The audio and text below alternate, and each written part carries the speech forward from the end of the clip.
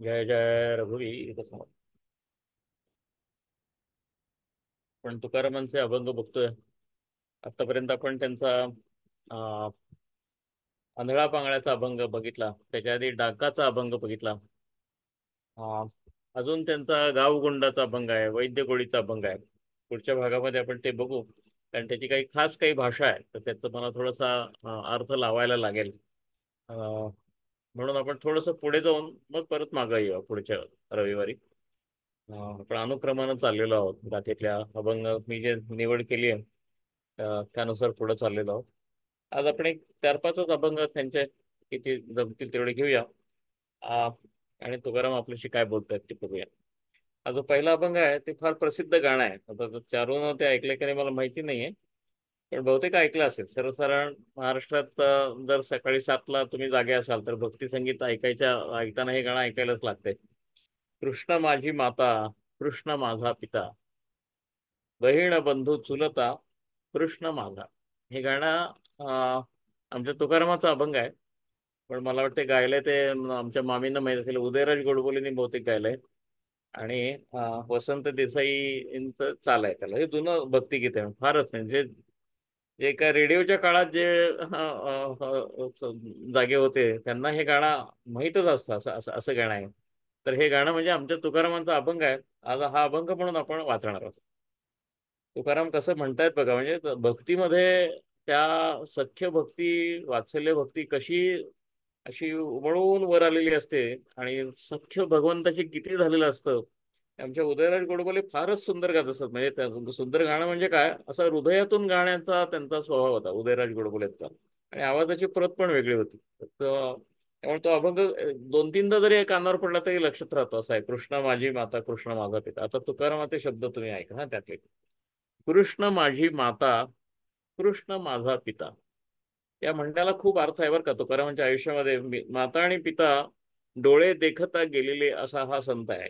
त्यांच्या डोळ्यासमोर गेलेले, त्यांना वाचवू शकले नाही दुष्काळाच्या काळामध्ये, म्हणून तो एक सल आहे. आणि मग आता आता आता आई आणि वडील कोण आहे? कृष्णच आहे. असं एक पोरकेपण ह्या जगात आलेलं असलं पाहिजे, किंवा निर्माण करून घेतलं पाहिजे, की जेणेकरून परमेश्वरच फक्त आपला आपला असेल, बाकी आपल्याला सोयरे कोणी नाही आहेत. तुकारामांच्या दुर्दैवानं त्यांचे सोयरे बरेचसे कमी झाले, दुष्काळाच्या साथीमध्ये निघून गेले, मरून गेले. आणि मग त्यांनी कृष्ण पकडला. तसं सुद्धा तसं व्हायचं काही कारण नाही, पण तुकारामांनी त्या आपत्तीचं संधीमध्ये रूपांतर करून कृष्णच जोडून टाकला सगळीकडे आणि ते साधना पूर्ण केली. कृष्ण माझी माता, कृष्ण माझा पिता, बहीण बंधू चुलता, कृष्ण माझा. दुसरं कोणी नाही. ह्याच्यातला संदेश फार आपण आपल्यासाठी तर शिकवण लक्षात घेतली पाहिजे, की तुम्हाला बहीण असू दे, तुम्हाला बंधू असू दे, तुम्हाला चुलता असू दे, तुम्हाला माता असू दे, पिता असू दे, बाळांनो, माझ्यासारखा लॉस तुमचा व्हायला पाहिजे असं म्हणत नाहीत, माझ्यासारखं नुकसान तुमचं व्हावं असं कुठे तुकाराम म्हणत नाहीत. पण तुमची खरी माता आणि पिता कृष्णच आहे एवढं लक्षात ठेवा. तुमची जी देहाची माता आणि पिता आहे तिथं सर्व सेवा करा, पण तुमचा लक्षामध्ये हे ठेवा की खरा कृष्ण तुमचा आहे, खरा सोयरा कृष्णच आहे, खरी बहीण, खरा बंधू, खरा चुलता कृष्णच आहे. देहाना जोडलेल्या चुलत्याची जरूर सेवा करा आणि आई वडिलांची पण करा, पण कृष्णच खरा आहे एवढं लक्षात ठेवा. तेच एक नातं आहे की जे तुम्हाला पार नेणार आहे. कृष्ण माझा गुरु, कृष्ण माझे तारू. कृष्णच माझा गुरु आहे, कृष्णच माझी नाव आहे. ज्या नावेमध्ये बसून या कृष्णाचं नाम घेत घेत हे भव नदीचं तारू आहे. भव नदीचा जो प्रवाह आहे तो मी क्रॉस करणार आहे, पलीकडे मला घेऊन जाणार आहे. कृष्ण माझा गुरु, कृष्ण माझे तारू, उतरी पैल पारू भव नदीची. हा नदीचा पैल मला फक्त कृष्ण दाखवणार आहे, त्याचं नाम म्हणून मला प्रिय आहे. पुढचं जे आहे ना हे फार तुकारामांचं आहे. म्हणजे आता हे असंच ते म्हणत गेले असते तर ते एकदा सांगून झाल्यानंतर तुकाराम फार पटकन अत्यंत तुकारामांमध्ये कसं आहे, वेदांत एकनाथी भागवतातून वाचलेला आणि भक्ती नामदेवांच्याकडून घेतलेली आणि ज्ञानेश्वरीतून घेतलेलं परत तत्वज्ञान, याचं सगळ्याचं एक सुरेख असं मिश्रण झालेलं आहे. त्यामुळे ते पटकन कृष्ण माझे मन, कृष्ण माझे जन. आता हे फार तुकारामांचं आहे. कृष्ण माझे मन, ह्या जनामध्ये मी माझं मन घेऊन वावरतो. आणि आत आणि बाहेर असा सतत संघर्ष तुकारामांचा चालू आहे. तुकारामांचा स्वतःशी संघर्ष चालू असतो, आपल्या विकारांशी, आपल्या स्वतःच्या असण्याशी, अहंकाराशी. आणि बाहेर जनामध्ये पण संघर्ष तुकारामांचा किती पद्धतीने चालू होता ते तुम्ही बघत होता. पण बाहेरचं जन म्हणजे केवळ माणसं नव्हे, बाहेरचा जो लोक मला दिसतो तोही कृष्णच आहे. आणि माझ्यातला मीच जे जाणीव आहे ती पण कृष्णच आहे. माझ्या साधनेचा हा प्रकार आहे की मी माझा आतला कृष्ण जाणून घ्यायचा आहे, माझ्या बाहेर दिसणारा कृष्ण जाणून घ्यायचा आहे. आणि ह्या दोन कृष्णामध्ये ज्या सीमारेषा मला फिकट फिकट होत जाणार आहेत त्या मला पुसून टाकायच्या आहेत. त्यामुळे कृष्णच कृष्णाकडे बघतोय. ही वेदांतिक साधन आहे, हे तुम्ही लक्षात घ्या. हा वेदांत दुसरं काही नाही आहे, तेच ब्रह्म आहे. तर त्या ब्रह्मानं स्वतःला स्प्लिट केलेलं आहे, दोन भागामध्ये केलेलं आहे, की जो एक बघणारा आहे आणि बघितला जाणारा आहे. द्रष्टा जो आहे आणि दृश्य जे आहे ते दोन्ही ब्रह्मच आहे हे समजून येणं, की मग तुमची त्रिपुटी नाहीशी झाली असं आहे. तर हा वेदांतिक विचार जो आहे तो अतिशय सोप्या भक्तीच्या भाषेत कसा मांडावा हे तुकारामांच्याकडनं शिकलं पाहिजे. कृष्ण माझे मन, कृष्ण माझे जन. जन म्हणजे बाहेर जे दिसतं आणि अनुभवाला येतंय ते म्हणजे परसिव्ड, आणि परसिव्हर आहे ते मन आहे. आणि हे दोन्ही एकच आहे, हे दोन्ही कृष्णच आहे असं समजून घेण्याचा हा तुकारामांचा प्रयत्न. त्याच्या आधी ते सांगतात हे हे या अवस्थेला यायच्यासाठी कृष्ण माझी माता, कृष्ण माझा पिता, बहिण बंधू चुलता, कृष्ण माझा, कृष्ण माझे मन, कृष्ण माझे जन, सोयरा सज्जन, कृष्ण माझा. माझा एकमेव नातेवाईक कृष्ण आहे. एकमेव सज्जन कोणाला पाहिजे असेल तुम्हाला तर तो माझ्यासाठी कृष्णच आहे फक्त. तुका म्हणे माझा, काय ओळ आहे बघा, तुका म्हणे माझा श्रीकृष्ण विसावा. माझ्या विसाव्याची जागा फक्त श्रीकृष्ण आहे. श्रीकृष्णाच्या सावलीत माझं मन स्थिर होणार आहे. या जगात दुसरा कुठलाही विसावा नाही. तुका म्हणे माझा श्रीकृष्ण विसावा, वाटे न करावा परता जीवा. परता जीवा म्हणजे काय? जीवाला परका करू नये, जीवापासून तो लांब लोटू नये. कारण तुकारामांच्या साधनेच्या या अवस्थेमध्ये ही वरची साधनेची अवस्था आहे. ते सांगत नाहीयेत केवळ तुम्हाला, तुमच्यासाठी तो सुविचार आहे की कृष्ण माझी माता माना, कृष्ण माझा पिता माना. हा तुमच्यासाठी. तुकारामांसाठी काय? तुकारामांसाठी खरंच ते माता कृष्ण झालेली आहे, खरंच पिता कृष्ण झालेले आहे. साधनेची फार वरच्या अवस्थेत तुकाराम बोलतायत, वाटे न करावा परता जीवा. माझा जीवातला आता कृष्ण भिडलेला आहे असा, आणि माझा जीव कृष्णमय झालाय, त्याला क्षणभर सुद्धा बाजूला करू नये अशी माझी अवस्था झालेली आहे असं तुकाराम सांगतात. त्यातनं आपला बोध एवढाच आहे की आपण जेवढा कृष्णाच्या जवळ सगळ्या नात्यांनी कृष्णाला जोडून घ्यावा तेवढं घ्यावा असं तुकाराम सांगतात. एका बाजूला ते स्वतःची अवस्था सांगतात, दुसऱ्या बाजूला आपण काय केलं पाहिजे ते सांगतात. त्यांची अवस्था आहे, तुका म्हणे माझा श्रीकृष्ण विसावा आहे, माझा फक्त फक्त कृष्णच माझा विसावा आहे. वाटे न करावा परता जीवा. ह्या जीवाला आता कृष्णाचीच आवड निर्माण झाली आहे, अजीव कृष्णाशी जडलेला आहे, अजिबात मला त्यामध्ये अंतर आहे निर्माण होऊ द्यायचं नाहीये. अशी ही भक्तीची अवस्था. पुढचा अभंग आहे, हा सुद्धा साधनेच्या फार वरच्या अवस्थेमधला अभंग आहे. यामध्ये तुकाराम असं म्हणतात, आणि मी हे मुद्दाम निवडलेले नाही आहेत बरं का, हे एका क्रमानं आलेले आहेत म्हणून मला फार आनंद होतो की हे मी माझा बुद्धीचा वापर करून हा पहिल्या काही भागामध्ये निवडत होतो तुकारामाचा अभंग. चला संसाराचे अभंग निवडूया, मग ते निवडायचे. आता मला असं वाटतं की तुकाराम स्वामी स्वतःलाच निवडलेलं आहे, आणि ते असे बरोबर आपला एक चार अभंगांचा गुच्छ घेतला माझ्या निवडीतनं की बरोबर काय सांगायचंय ते आपोआप आपल्या समोर येते. आता बघा दुसरा अभंग पुढचा कसा आहे, हा साधनेच्या उच्चतर अवस्थेमधला आहे. ह्यामध्ये उच्चतर अवस्थेमध्ये अस्तित्व भान येतं. अस्तित्व भान म्हणजे मी कशासाठी आहे, माझा मीपणाचा त्रास व्हायला लागतो. कारण मीपणा मीपणा मीपणा मीपणा, मला हे पाहिजे, मला ते पाहिजे, माझं ते गेलं, हा त्रास, मला ते मिळालं त्याचा आनंद, त्याचा गर्व, मला हे मिळायलाच पाहिजे अशा हव्यास. हा जो मीपणाचा जो त्रास आहे हा भोगलेला आहे तुकारामांनी. तुकाराम पवित्र का म्हणला जातो तर आपल्यासारख्या सगळ्या अवस्थांमधनं तुकाराम गेले आणि ते सदेह स्वर्गाला गेले. हा फार मागच्या बाकावरचा प्रवास होऊन पुढच्या बाकावर शिक्षकाला ओलांडून पुढे गेलेला असा हा संत आहे बरं का. म्हणून त्यांचं महत्व फार आहे मराठी मनामध्ये. सुरुवात आपल्यासारखीच आहे पण शेवट देवांनाही हेवा वाटावा असा आहे, आणि तो अवघ्या 20-22 वर्षातला आहे. म्हणून तुकाराम हे फार फार मोठे संत समजले जातात. तर ह्या मीपणाचा जो त्रास होतो त्याबद्दल तुकारामाचे अभंग आहेतच. एक तर अभंग असा आहे, माझी या मीपणावरी पडो दे पाषाण, असं त्यांनी म्हणलेलं आहे. एवढा त्रास होतो स्वतःच्या. आपण तो अभंग घेतलेला आहे पूर्वी. माझी या मीपणा मला फार झालेला आहे, आणि त्या मीपणाचा त्यामुळे त्रास होतो. मीपणाचा अर्थ कळत नाही, त्याचा त्रास तर होतो. माझा हा मीपणा कशाला दिलाय परमेश्वरानं, नको मला, मला परकेपणाच नकोय आता, अशी अवस्था असते. ती मुमुक्षूची अवस्था असते. त्यानंतर साधना होते, आणि साधनेच्या काळामध्ये त्या देहामध्ये जो जीव प्रगट झालेला आहे तो का आहे याचा अर्थ पण समजायला लागतो. एकदा तुम्ही कृष्णाला समर्पित केल्यानंतर की तुला काय ह्या लीलेमध्ये तुझा काय वाटा आहे हे सुद्धा कृष्ण सांगायला लागतो मोठ्या मोठ्या महात्म्यांना. आमचे तुकाराम हे त्यातलेच महात्मे आहेत. आणि मग आपल्या अस्तित्वाचा अर्थ कळायला लागतो. आपलं अस्तित्व काय राष्ट्राला समर्पित करायसाठी असेल तर तो कोण राष्ट्राला समर्पित शांतपणाने करून टाकतो. एखादा माणूस गुहेमध्ये जाऊन सगळ्या समाजाच्या कल्याणाचा विचार तिथंच करत बसतो. आणखीन कोण असतो तो एखाद्या गरजू कामासाठी शिक्षणाला वाहून वाहून टाकतो. आणखीन कोण आहे तो गाडगेबाबांच्या सारखा समाजातली अंधश्रद्धा दूर करायला पाहिजे, स्वच्छतेचं महत्व जाणवायला पाहिजे, त्याच्यासाठी करून टाकतो. असा असा आपल्या अस्तित्व कशासाठी आहे हे भक्ताला कळायला लागतं. आणि ती कृष्णाची कृपा असते. मीपणा सोडल्यानंतर अरे तुझा मीपणा, तुझं प्रारब्ध आहे, अजून तू अजून माझ्यापासून येऊ नको, माझ्यात विलीन होऊ नको. अजून काही 40 वर्ष तुझ्या जगण्याची, 20 वर्ष मी ठेवलेली आहेत, पण त्यात आता जगायचं कशासाठी हे सुद्धा मी तुला सांगतो. असा आतून कॉल येतो की अरे आपण यासाठी आहोत. आणि मग ते जगणं आहे ते अजून सुंदर व्हायला लागतं. त्याला मीपणाचा स्पर्श नसतो, पण त्याला करायची विशिष्ट कृती पण मिळालेली असते. असं फार सुंदर आयुष्य असतं. ते करिअर त्याला म्हणता येत नाही, ते देवाचंच आयुष्य असतं. ही फार मोहणारी अवस्था भक्तांच्या आयुष्यामध्ये येते, सगळ्या भक्तांच्या आयुष्यामध्ये येते. तुकारामांची पण ती आली. आणि ते काय सांगतात बघा, आम्ही वैकुंठवासी, तुकारामाचा फार हा गाजलेला अभंग आहे. आम्ही वैकुंठवासी आलो याची कारण असे. काय त्यामध्ये एक आत्मविश्वास आहे बघा. तुकाराम म्हणतात, अहो आम्ही खरं तर वैकुंठवासीच आहोत. आम्ही तुमच्यासारखे लुप्त झालेले, मोहामध्ये फसलेले असे जीव नाहीच आहोत. कुठलाच जीव असं नसतो, पण मी त्यातला नाही हे मला कळलेलं आहे. वैकुंठवासीच आहोत आम्ही. पण तुमच्यासाठी म्हणून आलो याची कारण असे. कोणत्या कारण असेल खाली आलो सांगतायत तुकाराम.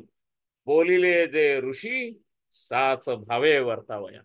अहो ऋषींनी जे सांगितलं तसं वागून दाखवायला खाली आलेलो आहोत. काय आत्मविश्वास आहे बघा. ह्या एका देहूच्या वाण्याला हा आत्मविश्वास केवळ भक्तीच्या जोरावर आला. आणि आम्ही वैकुंठवासी आलो याची कारण अशी. बोलिले जे ऋषी साच भावे वर्तावया. सांडू संतांचे मार्ग, ते झाडू पाहिजे, पण झाडू संतांचे मार्ग. संतांचे मार्ग जे आहेत ना, ते मार्ग मलिन झालेले आहेत. ते आम्ही स्वच्छ करू. संत ज्या मार्गाने गेले त्याच मार्गाने आम्हाला तुम्हाला न्यायचं आहे. त्यासाठीच आम्ही आलो. पण त्या मार्ग मलिन झालेले आहेत. तर तो मलिनपणा फक्त झाडून टाकू. आम्ही संतांचे मार्ग झाडू. झाडू संतांचे मार्ग. आडराने भरले जग. जग आहे ते आडरानांनी भरलेलं आहे. तर ते सोपं करायला पाहिजे, नाहीतर कसे जाणार सामान्य माणसं. आडराना ही कसली आहे?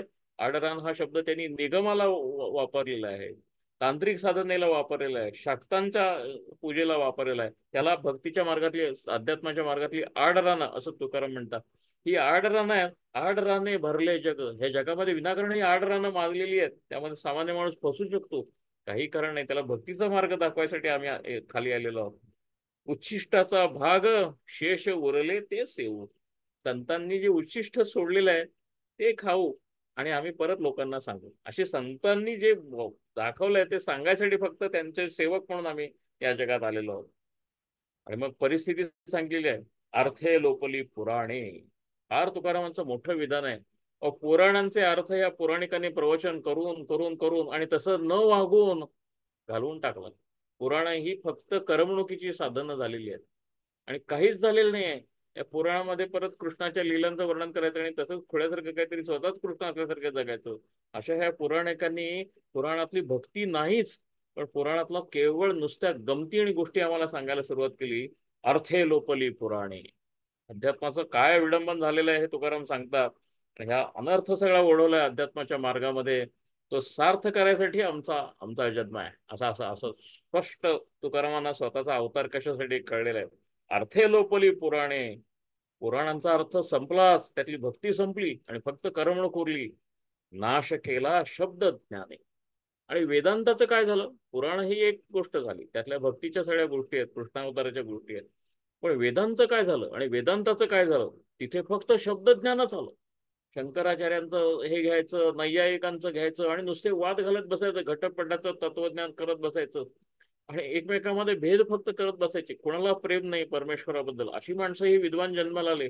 आजही ते आपल्याला ऍप्लिकेबल आहे. आम्ही IIT शिकलो, कुठे आणखीन कुठे ऑक्सफर्डला शिकलो आणि काय समाजाचं भान नाही, परमेश्वराचं भान नाही आणि केवळ आपले करिअर, आपले पेपर, ह्याच्या पलीकडे काही कळतच नाही. तसंच आहे नाश केला शब्दज्ञान. हे ज्ञान जे वेदांताचं आहे, या लोकांच्या समोर हे पाठ करून नुसतं इतरांना सांगतात आणि वाद करतायत, ते फक्त शब्दज्ञान आहे. या वेदांचा खरा जो अर्थ आहे तो ह्यांना उमगलाच नाही. पुराणांचा खरा अर्थ भक्तीचा उमगलाच नाही. आणि आंधळं पुराण चालू आहे, आंधळा वेदांत चालू आहे. अर्थे लोपली पुराणे, नाश केला शब्द ज्ञाने, विषय लोभी मने. ही करणारे मन आहे ते विषय लोभी मन आहेत. अरे विषयापासून लांब गेल्याशिवाय तुम्हाला तुमचा वेदांत कसा कळणार? विषयापासून स्वतः लांब गेल्याशिवाय पुराणांचा अर्थ कसा कळणार?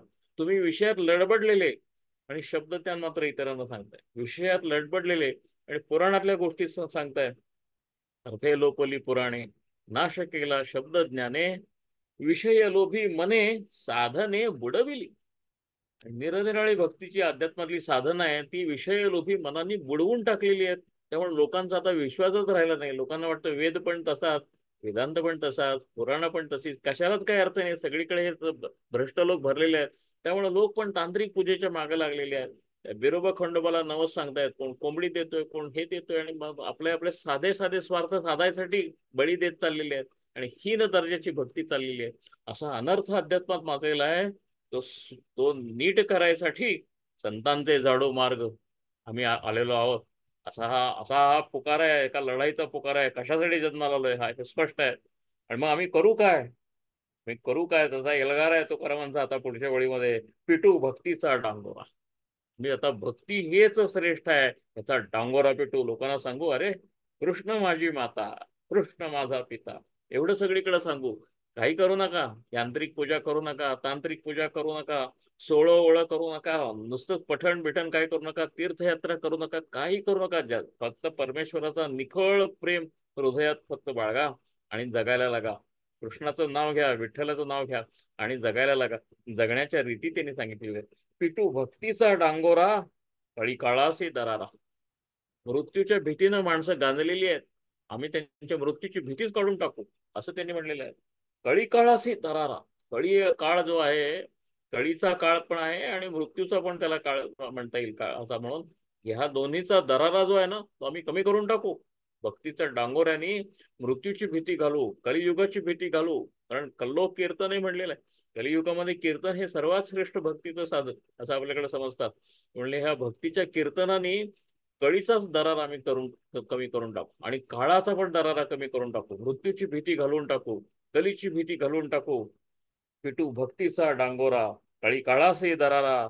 तुका म्हणे करा जय जयकार आनंदे. कसला जय जयकार करा? रामकृष्ण हरीचा जय जयकार करा, विठ्ठलाचा जय जयकार करा, कृष्णाचा जय जयकार करा आणि मनामध्ये त्याचं नाव ठेवा, भक्ती ठेवा आणि जगात वर्तायला शिका. असा फार मोठा संदेश तुकारामाने दिला. आणि हा द्यायसाठी आपण जन्माला आलोय, तसं वागायसाठी जन्माला आलोय. ऋषी बोलिले ते ऋषी साच भावे वर्तावाय. नुसतं बोलायला आलेलो नाहीये, जे बोलतो ते करून दाखवायला आलेलो आहे. नुसतं शब्दज्ञान सांगायला आलेलो नाहीये, ते ज्ञान जगायसाठी म्हणून आलेलो आहे. व्यवस्थित जाणीव आहे ना. हे तुकाराम हे आपलं भाग्य काय आहे ते तुम्हाला सांगतो.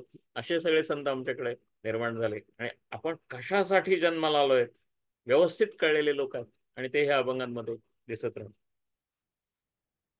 हा, 9:54 झालेत. अजून एक दोन अभंग आपल्याला घेता येतील. हा तुकारामांचा पुढचा जो अभंग आहे अनुक्रमानच आलेला आहे, म्हणजे तर तो माझा फार आवडता अभंग आहे हा.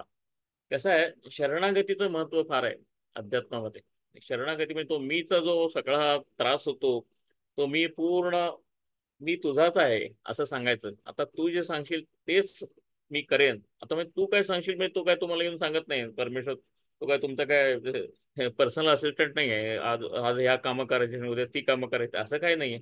पण शरणागती म्हणजे माझं काही नाही. गोंदवलेकर महाराजांनी ह्याचं एवढे सुंदर अर्थ सांगितलेले आहेत की गोंदवलेकर महाराज हा 19व्या शतकातला हा अवतारच आहे. तुम्ही लक्षात घेतलं पाहिजे. संतांचं काम आहे ते आधुनिक काळामध्ये नीट सांगायसाठी गोंदवलेकर महाराजांचा अवतार आहे. तसं सांगतात की जे काय आहे ते रामाच्या इच्छेनं घडतंय असं समजा आणि तुमची इच्छा बाजूला ठेवा आणि रामाची इच्छा काय बघा आणि ती करा. अतिशय सोपा अनुवाद संतांच्या वचनांचा आधुनिक मराठीमध्ये त्यांनी केला. ते सगळं शरणागती करत असताना एक फळ असं हे संत काय सांगतात, तुमचं सगळं तुमची जी छोटी लिटल पॉवर आहे हो, तुमच्यामध्ये अहंकाराची छोटी ताकद आहे, त्या ताकदीवर तुम्ही एखादं घर बांधता, एखादी फॅक्टरी उभा करता, त्या ताकदीवर एखादं साम्राज्य उभं करता. सगळं विनाश, तुमचा देहच संपतो तिथं तुमचं घर काय. आमचं आयतवड्याचं घर आहे, आम्ही ज्यामध्ये लहानपणी खेळलो, दानोळीचं घर आहे. त्या घरांच्या अवस्था काय झाल्या, अगदी 50 वर्षामध्ये तुम्ही ह्या घरांच्या काय अवस्था झाल्यात बघा. काहीच शाश्वत नाहीये. अशा वेळी मी जेव्हा शरण जातो, माझा हा अहंकार बाजूला ठेवून, तेव्हा एक वेगळीच ताकद माझ्यामध्ये येते. हा तुकाराम स्वतःचा अनुभव तुम्हाला सांगताय. तुम्ही ह्या तुमच्या इवल्या इवल्या ताकदीचे तमाशे दाखवत त्याच्यामध्ये अडकू नका. तुम्ही खरी त्या ब्रह्माची ताकद आहे त्याचा अंश तुम्ही बना, आणि तो अंश बनवायसाठी ते आपल्याला प्रेरित करतात. बळीयाचे अंकित, बळीयाचे तो बळीया आहे. बळीया माझा पंढरीराव, असा तुकारामांचाच अभंग आहे. हा पंढरीराय खरा बळीवंत आहे. आम्ही आमचं काहीच नाही हो त्याच्यापुढे. मोठ्या सत्तांचं काही नाही, धनांचं काही नाही, कशाचंच काही नाही. तो खरा, तो खरा. आम्ही त्याच्या अंकित झालेलो आहोत. आम्ही स्वतःचा इगो सोडला, अहंकार सोडला, आणि त्याला शरण गेलो. आणि अनुभवाला काय आलं? इथे तुकाराम आहे, बळीयाचे अंकित आम्ही झालो बळीवंत. ही ही ही ही तुकारामांची फार खास रचना आहे. माझं छोटं सामर्थ्य होतं, ते मी अर्पून टाकलं परमेश्वराला. आणि अगदी हीन दीन लीन असं झालो. आणि एकदा डोळे उघडले आणि लक्षात आलं, अरे त्याचीच ताकद आपल्यामध्ये आता आलेली आहे. आता आपण त्याच्या आदेशानुसार काम करायचंय. बळीयाचे अंकित आम्ही झालो बळीवंत, लाता हाणून संसारा. आत्मविश्वास कसा येतो बघा, ज्या संसाराचे सापडलो संसाराचे हाती, असा ह्या तुकारामाचाच अभंग आहे. आणि आता ते काय म्हणतात, लाता हाणोनी संसारा. आता हा संसार मला गुलाम करू शकत नाही. लाता हाणोनी संसारा केला षड उर्मीचा मारा. 6 प्रकारचे विकार असतात आपल्यामध्ये. त्या सगळ्या विकारांचा सुद्धा मी मारा करून टाकला, कारण हे बळ मला त्याच्याकडनं मिळालं. जन धन तन केले तृणाही समान. जनाचं नाही, शरीराचं नाही, पैशाचं नाही, संपत्तीचं नाही, सत्तेचं नाही, काही नाही. हे सगळं मी तृणाच्या, गवताच्या पात्या एवढे त्याची किंमत केली. आणि कारण हे करण्याचं मला बळ कुठून आलं? हे बळ मला शरण गेल्यामुळे आलं. शरण गेल्यामुळे ताकद येते. हा एक थोडा विरोधाभास आहे. हा विरोधाभास तुकारामाने भक्तीतला, तुकारामांची कविता विरोधाभासासाठी प्रसिद्धच आहे. मी तुम्हाला अनेक त्याचे धर्मांगीचा अधर्म असा एक तुकारामाचा फार गाजलेला अभंग आहे. तो अनुक्रमानं आपल्याकडे येईलच. भोगे घडे त्याग, त्यागे घडे भोग, अशा पद्धतीचा वेगळा अभंग आहे, विरोधाभास सांगणार आहे. लाता हाणोनी संसारा केला षड उर्मीचा मारा, जन धन तन केले तृणाही समान. तुका म्हणे आता, आता काय झालेलं आहे? तुका म्हणे आता आम्ही मुक्तीची हा माथा. काय, हाय काय ही स्थिती आहे बघा. मुक्तीची हा माथा म्हणजे काय? मुक्तीसाठी धडपडतात ना सगळे जीव, त्या मुक्तीच्या माथ्यावर आम्ही बसलेलो आहे. मुक्ती पायाखाली आहे आमच्या आता. मुक्ती मुक्ती तुम्ही ज्याला म्हणता ना, ती माझ्या पायाखाली आहे. त्याच्या माथ्यावर आम्ही आता बसलेलो आहोत. कशामुळे? आम्ही विठोबाला शरण गेलो म्हणून. तर विठोबाला शरण जा, he will give you all the power. तर जे काय तुम्हाला आवश्यक आहे तेवढी सगळी सत्ता आणि बळ प्रेरणेसकट, कोणत्या सत् कामासाठी ते वापरायचं, ह्या प्रेरणेसकट आणि आदेशासकट विठ्ठलाकडून तुम्हाला प्राप्त होईल, असं सांगतात. बळीयाचे अंकित आम्ही झालो बळीवंत. आता हा तुकारामांचा फार गाजलेला असा असा अभंग आहे. हा, मला वाटतंय एकच अभंग घेऊया आणि आपण थांबूया. 9:59 झाले. स्वतःच्या विकारांवर मात करणं हा फार मोठा युद्धाचा प्रसंग असतो. रात्रंदिन आम्हा युद्धाचा प्रसंग, अंतर्बाह्य जग आणि मन, असं जेव्हा तुकाराम म्हणतात, तेव्हा आतला स्वतःशी असलेला संघर्ष हा सगळ्यात मोठा संघर्ष. आता त्या संघर्षाला एक स्वरूप आलेलं आहे. आणि तुकाराम आपल्याशी ते ते सांगतायत की आता आता मला तो मुमुक्ष, तो सगळ्या संघर्षातून मी बाहेर पडलोय, जो जिंकलाच आहे संघर्ष. आणि आता कशी स्थिती झाली आहे बघा. मृत्यू लोकी आम्हा आवडती परी. मला आवडी अजूनही शिल्लक आहे. माझ्या आवडी काय मेल्या नाही आहेत. पण जी आवड आहे ती एक, कोणती आवड उरली आहे? कशासाठी आता जगावं वाटतं? ही वासना, ती वासना, ते आणि हे, ह्याच्यासाठी नाही. हरिनाम घेण्यासाठी जगावं वाटतं.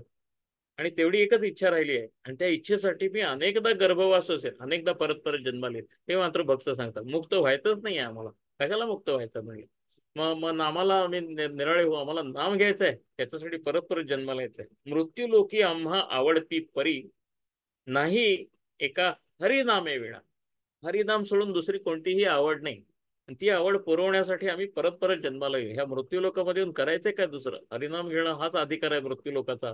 त्यासाठी परत परत मृत्यू लोकांमध्ये येऊ. मृत्यू लोकी आम्हा आवडती परी, नाही एका हरिनामे विणं. हे दुसरी आवड कुठली नाही, दुसरी इच्छा कुठली नाही. विटले हे चित्त प्रपंचापासून. त्या प्रपंचानं ज्या त्रास दिला तुकारामांना, आता त्यांनी हा उलटा केलाय तो हल्ला. आणि ते म्हणतात, विटले हे चित्त प्रपंचापासून वमन हे मनी बैसले. एका ओकारीसारखा हा प्रपंच झाला माझा आता. आता काही नाही, आता मला त्याची त्याची इच्छा कशी होईल, त्याला मी ओकारीच समजतो. आता मला त्याची परत आवड निर्माण होणं शक्य नाही. पुढची ओळ आहे ही मराठीमध्ये सुविचार म्हणून गाजलेली ओळ आहे. सोने रूपे आम्हा मृत्तिके समान. सोन्याचं रुपयाचं आम्हाला काय नाही, ते आता मृत्तिके मातीसारखंच झालं म्हणलं. त्याचं फार वेळ होतं संसारात असताना, आता काही राहिलं नाही. हे हरिनाम घेऊन घेऊन एवढं शुद्ध झालं अंतःकरण. सोने रूपे आम्हा मृत्तिके समान.